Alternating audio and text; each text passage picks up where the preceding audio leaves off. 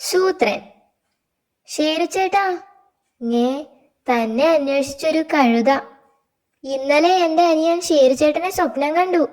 ഹഹ, വല്ല മണ്ടത്തരവും കാണിക്കുന്ന സ്വപ്നമായിരിക്കും. അല്ല, ഉപദേശിക്കുന്ന സ്വപ്നമാ.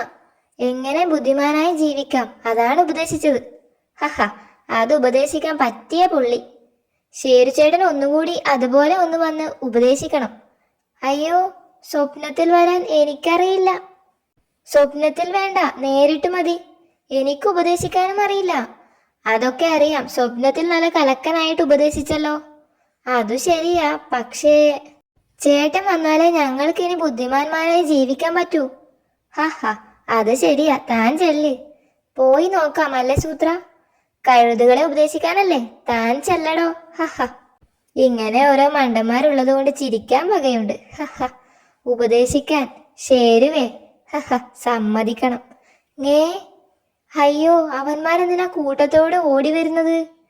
ഞാൻ കളിയാക്കിയ കാര്യം ആ മണ്ടൻ കഴുത കൂട്ടുകാരോട് പറഞ്ഞു കാണും. ഓടുന്നതാ ബുദ്ധി. അതാ സൂത്രൻ, വേഗം വാ. അയ്യോ, എന്നെ തന്നെയാ, കുടുങ്ങി.